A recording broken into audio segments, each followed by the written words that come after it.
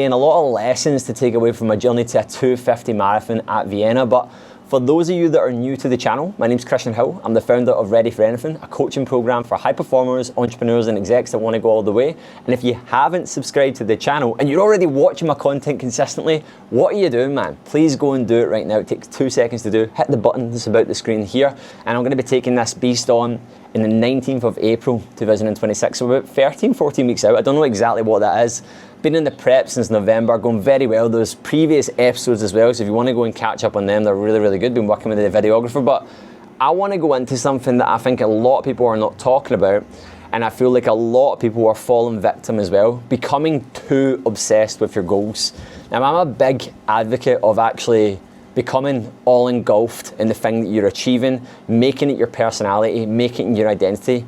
But there is a line that you can cross. And at the start of January 2025, about a year ago about now, I really crossed that line. So for some context and to understand this better, it's better to go back a little bit so that you can actually really understand where I'm at. So for the last 5 years, I've dedicated everything to pushing the limits, testing myself, exploring and finding ways to really, really see what I'm made of. And since 2023, after completing the Keltman Extreme Triathlon, which is in the north of Scotland, done another amazing YouTube on that if you want to go and watch it, something clicked inside of me. I just achieved this thing I never thought I'd be able to achieve. It was like a bucket list event, like I dreamt about doing it. And I just locked in harder than I ever have. And it's really when I started chasing high performance, like really, really putting down times, no longer just trying to participate, but actually really trying to do things at a level I never thought I was capable of doing.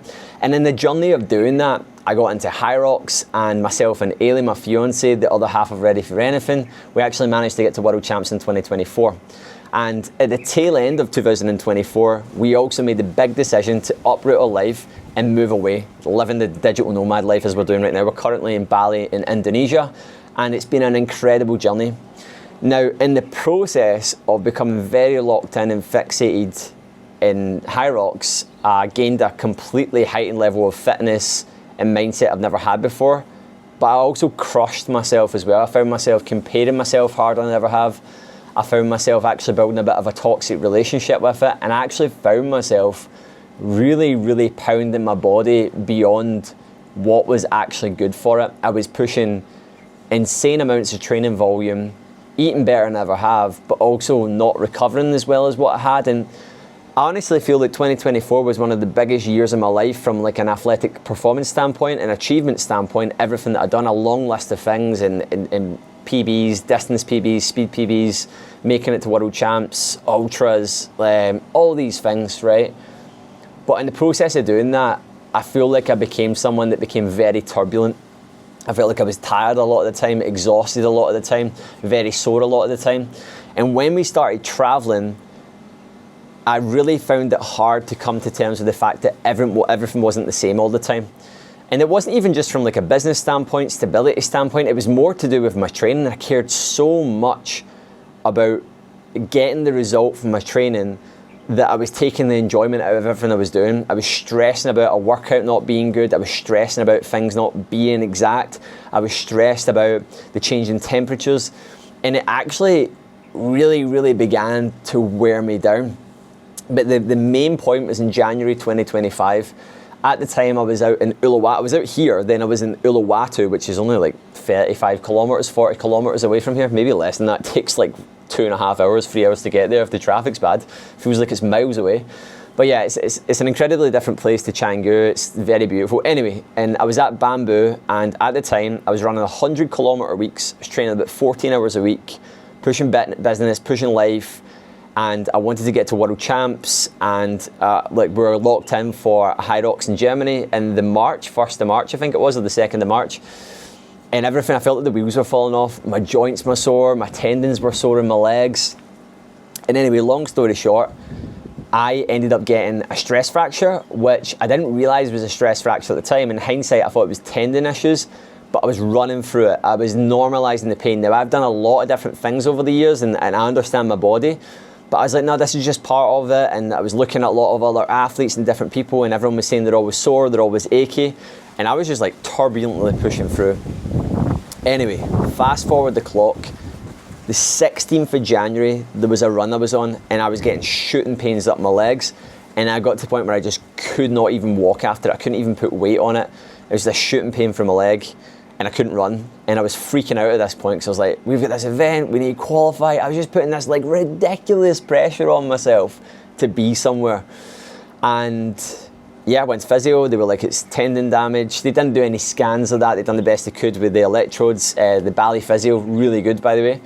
And yeah, they were like, look, it's very inflamed right now. You're doing a lot right now. Don't run at the moment. See what you're like. So I'm at this point right now where I'm flying back to Europe to do an event. That's like the main reason why we're going back. Ailey's going to do the Boston Marathon later on, but like I'm putting all this pressure on myself, this financial pressure there. And anyway, I'm like, what am I going to do? And your head's in and out of it. You're just so consumed by this. And I kept going. I just kept training. I done the bike instead of running. And then eventually I got the all clear to run again. And I had a few runs, but then there was this one run in particular where my leg just went like, I didn't go bang or crack or anything. It was really, really not good. And I could barely put weight on it. And it just got to this point where we were getting closer to leaving Bali and like obviously going somewhere, and we had to book flights, and it wasn't a nice time. Like we were just it felt toxic. It felt like I need to be here. Whereas if I look back at it, like the hindsight is a beautiful thing. Like, chill out, Christian, chill out.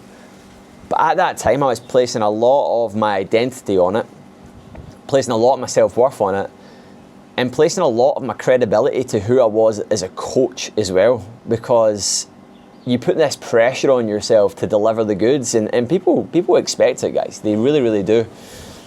And it got closer and closer to Germany, and we rolled the dice. And I went to Germany, and I had to step out. I got a DNF because I could hardly even walk. You see it on the screen here right now. I had to go to the medical tent, and not long after that I got a scan, and it turns out I had a stress fracture. I actually done the Hyrox with a break in my leg. I felt like a fool. I felt like an idiot. It's like my second DNF at a Hyrox. I put so much pressure on myself. But the reason why I'm telling you this in the context of this is there's a lot of lessons in this. Trying to perform at that high level whilst you're on the move, jump between different countries with a lot of variabilities is hard. I didn't adjust my expectations for myself. And then the second one is what I actually read in Nick Bear's book. I became all consumed.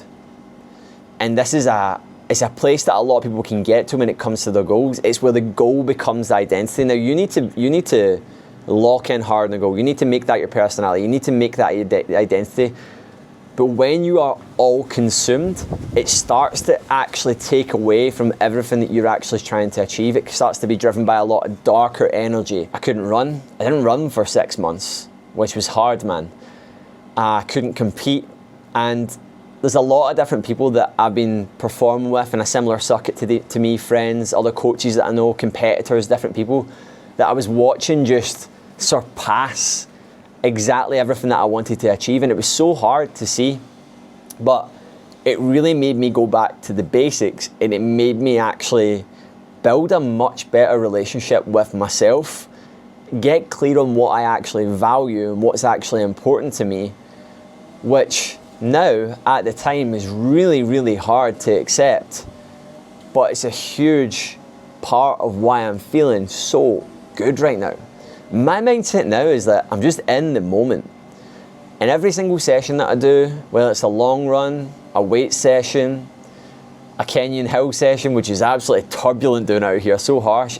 I used to get this like dread feeling, and now I'm just so in the moment. I'm like, give it your best. And it's given me this newfound respect for recovery. And this is the biggest one, is that you cannot push huge amounts of fitness and huge amounts of training volume and an abundance of different things while simultaneously running a business, building a relationship. I went on holidays, traveled all over the world, went to 12 countries last year. You're delusional to believe that you can give everything 110% at once. You have to learn to regulate yourself in a way and go through different seasons of your life and be like, what do I need to give? You need to become obsessed, but you cannot become all consumed. Because that's where you cross a line where you place your self-worth on the outcome. You make your entire identity on you succeeding and achieving the thing, and then when you don't achieve that, you feel terrible. I actually broke my leg because I was so hell-bent on achieving something. Now this is applicable to everyone at different stages of their journey. People give themselves eating disorders through dieting so hard, body dysmorphia complexes because of how relentless they are when it comes to hitting metrics and targets through dieting phases and transformation phases. People become so fixated and run themselves into the ground and rinse their nervous system because they're so scared and fearful of taking a day off or losing fitness. And a lot of people will talk about this, and this isn't me talking about this saying that you should not do this. It is a massive word of warning that it's so easy to have the best intentions and become entirely lost in the process of doing something. But equally, I feel that everyone kind of has to go through this as well, and everyone kind of has to feel what this actually feels like. And this video may land better if you're actually going through this or you have been through this. Maybe you need to go through this yourself. Maybe you need to become all consumed yourself. Maybe you need to lose yourself to that thing. But for me, I'm feeling and performing the best I ever have because I don't need to prove anyone else wrong. I just need to prove myself right. I've never been in a process like this and just felt so undeniably confident that the result's on its way. And see, even if I don't get the result that I want, I know that I gave everything that I could. And there was a part of me that used to say that, but if I didn't get the result, I would still be gutted. And I'm now at a point where fundamentally, I've proven to myself enough that I'm always going to do the work, I'm always going to show up. And this is just a message to you if you're someone that's tremendously hard on yourself, that's very focused on the outcome. The only thing that you can control, the best that you bring to your training, the best that you bring to your nutrition, the best that you bring to your mindset management, the best that you bring to your self-talk, that's all you can do. And see, when you really do this, you find a lot of peace in it, because honestly, I've spent years training, and not all of it, right?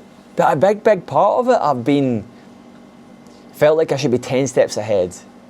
Felt like I shouldn't be struggling with things I'm struggling with, and I've never felt so at peace with it. And it's just a really incredible thing. I think it's very important to have this. Like last year, I had a lot of wins, a ton of wins across life, business, performance. Came first at my first ever event at triathlon, that was class. But I'm talking about like big things. Like every single year I've always had like 1 or 2 things in the diary. I felt like I never really got that last year. And it's just a reminder to you that you need to have something like this in your diary every single year. You need to have something that gets you so locked in and makes you become a version of yourself that you've never met before. And I feel like I'm just going through this right now, and it's so fulfilling. It's so good. It's never been so easy to say no to things that I want to say yes to. It's never been so easy to do the thing. And I had this conversation with someone yesterday. Nothing feels like a sacrifice because everything that I'm doing is giving me so much in return. So you can become too obsessed, but it's part of the process of going through it. But if you can gain from my experience, just start to look for the triggers that are big red flags that you're flying too close to the sun. Anyway, hope you enjoyed this episode. Hope you took a lot away from it. Have a fantastic day. Make sure you've hit subscribe. See you later. Goodbye.